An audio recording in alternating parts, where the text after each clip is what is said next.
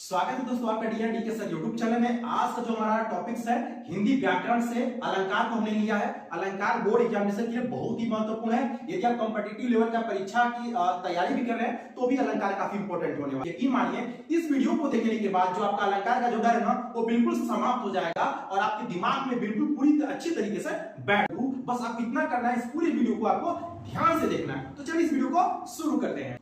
देखिए अलंकार, अलंकार किसे कहेंगे भाई? तो अलंकार का जो संधि विच्छेद होता है अलम धन कार, यानी अलम का मतलब आभूषण, कार का मतलब होता है धारण करना। ठीक है, आभूषण को धारण कौन करता है? स्त्रियां करती हैं। अच्छा, स्त्रियां आभूषण की धारण क्यों करती हैं? सुंदरता को बढ़ाने के लिए, सुंदर दिखने के लिए। ठीक है, उसी प्रकार काव्य की शोभा बढ़ाने के लिए अलंकार का प्रयोग किया जाता है। अलंकार का जो परिभाषा था आचार्य दंडी ने अपने श्लोक के माध्यम से बताया कि काव्य शोभा करान धर्मान अलंकार प्रच्छेद, काव्य की शोभा बढ़ाने वाले धर्म को अलंकार कहते हैं। अब जो धर्म हमारा लिया गया है हिंदू मुस्लिम सिख ईसाई से नहीं लिया गया है। धर्म का मतलब धारण करना। काव्य किस किन चीजों को धारण करेगा? वर्णों को, शब्दों को धारण करेगा। ठीक है, अब देखिए परिभाषा लिखना होगा तो क्या लिखिएगा? आपको ये लिखना होगा कि काव्य की शोभा बढ़ाने वाले वर्णों को, काव्य की शोभा बढ़ाने वाले वर्णों को अलंकार कहते हैं। या तो आप कह सकते हो कि काव्य की शोभा बढ़ाने वाले धर्मों को अलंकार कहते हैं। ठीक है, इतना समझ में आ गया। अब बात करते हैं दोस्तों अलंकार के प्रकार की। अलंकार देखिए तीन प्रकार से होते हैं। पहला होता है शब्दालंकार, दूसरा अर्थालंकार, तीसरा उभयालंकार। शब्दालंकार जैसा कि नाम से ही प्रतीत हो रहा है वह अलंकार जिसमें शब्द के द्वारा काव्य की शोभा बढ़े उसे शब्दालंकार कहेंगे। जिस काव्य में अर्थ के द्वारा काव्य की शोभा बढ़े उसे अर्थालंकार कहेंगे। आपको बोर्ड में उभयालंकार नहीं पढ़ना है, इसको हम लोग छोड़ देते हैं, नहीं कंपटीशन लेवल में भी आता है। अब बात करते हैं दोस्तों शब्दालंकार। तो देखिए जिस काव्य की शोभा शब्द के द्वारा बढ़े, जिस काव्य की शोभा शब्द के द्वारा बढ़े उसे क्या कहेंगे? शब्दालंकार कहेंगे। शब्दालंकार के 5 पार्ट होते हैं: अनुप्रास अलंकार, यमक अलंकार, श्लेष अलंकार, वक्रोक्ति अलंकार, विवक्षा अलंकार। एक एक करके इसका वर्णन करेंगे और उदाहरण के साथ इसको समझेंगे और अच्छे से आपको समझ में भी आ जाएगा। बात करते हैं अनुप्रास अलंकार। तो व्यंजनों की आवृत्ति बार बार हो, व्यंजनों की आवृत्ति बार बार हो। व्यंजन मतलब क से ज्ञ तक। ठीक है, जब उनका आवृत्ति मतलब बार बार क्या हो जाएंगे, वो शब्द मिलते जाए, वो वर्ड क्या होते हैं? मिलते जाए। तो जिस काव्य में व्यंजनों की आवृत्ति बार बार होती है, जिस काव्य में व्यंजनों की आवृत्ति बार बार होगी उसे अनुप्रास अलंकार कहते हैं। जैसे कुल कानन कुंडल मोर पखा, पखा पूर्वे बनमान विराजती है। यदि हम देखें यहाँ पर किस व्यंजन की आवृत्ति बार बार हो रही है तो क की। देखिए क क, इसलिए क की आवृत्ति बार बार हो रही है ना, इसलिए हमारा क्या हो जाएगा? अनुप्रास अलंकार हो जाएगा। कौन सा अलंकार होगा? अनुप्रास अलंकार ये हो जाएगा। दूसरा देखिए यमक अलंकार। यमक अलंकार क्या होता है? एक ही शब्द बार बार आए, प्रत्येक का अर्थ अलग अलग निकले। एक ही शब्द बार बार आए और प्रत्येक का अर्थ क्या निकले? अलग अलग निकले, उसे कहेंगे यमक अलंकार। जैसे काली घटा का घमंड घटा, नव तारक मंडल बिंद खिले। ठीक है, अब यहाँ घटा 2 बार आया है, एक घटा यहाँ है, एक घटा यहाँ है। तो घटा जो शब्द है यहाँ इसका 2 अर्थ निकलेगा। एक घटा का अर्थ होगा बादल, दूसरे घटा का अर्थ होगा कम होना। क्या हो जाएगा? कम होना। देखिए जो काली घटा है, जो काली बादल है, उसके घमंड को कम होने, उसका घमंड क्या हो गया? कम हो गया और पूरे जो आसमान क्या हो गए? साफ हो गए। ठीक है, तो यहाँ घटा का 2 अर्थ हो गया। घटा का अर्थ क्या लिया गया? यहाँ पर बादल लिया गया है। यहाँ का घटा का अर्थ क्या होगा? कम होना।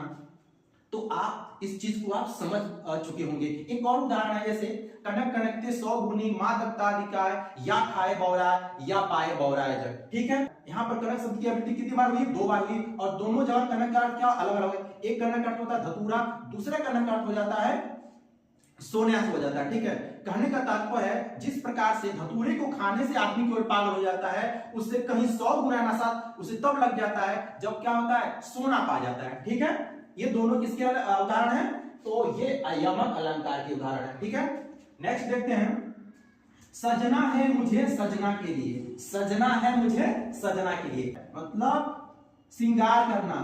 ठीक है, अच्छा दिखना, तैयार होना। यहाँ पर सजना मतलब क्या हो जाएगा? यूं कह लीजिए तैयार होना। क्या हो जाएगा?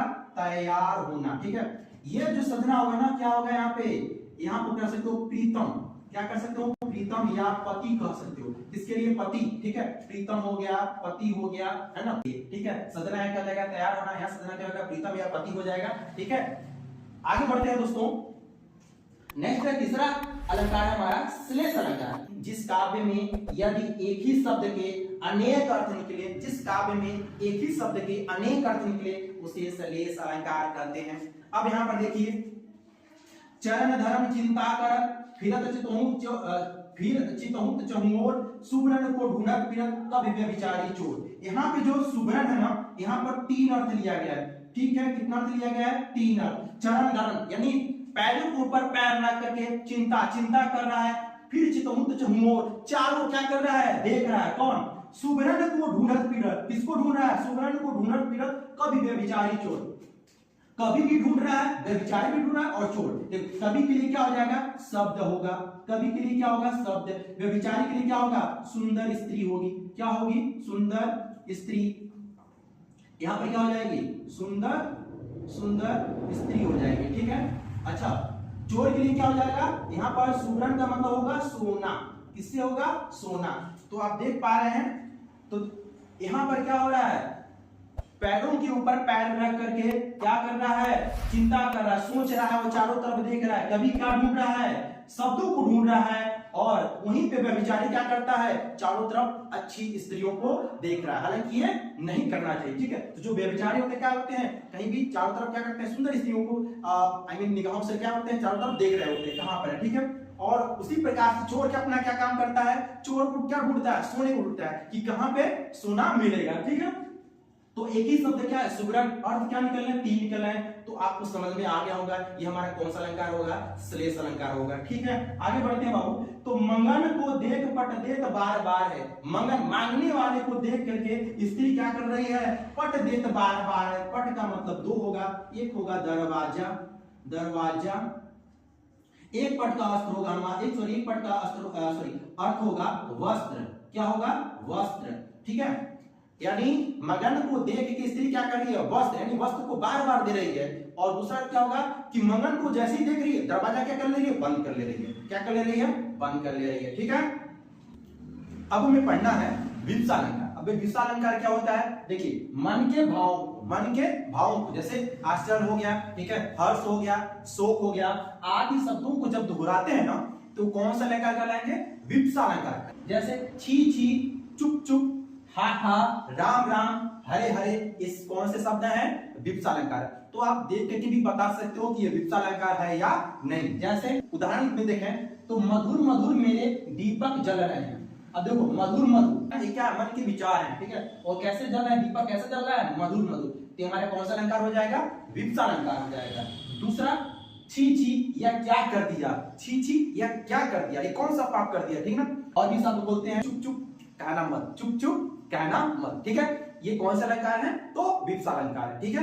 वक्रोक्ति अलंकार क्या होता है, देखिए, कहा कुछ जाए समझ में कुछ आए, कहा कुछ जाए और समझ में कुछ आए, तो उस अलंकार को हम लोग वक्रोक्ति अलंकार कहते हैं। कौन सा अलंकार कहेंगे, वक्रोक्ति। जैसे एक कबूतर देख हाथ में पूछा कहां अपर है, एक कबूतर देख हाथ में पूछा कहां अपर है, उसने कहा अपर कैसा, लो या उड़ गया।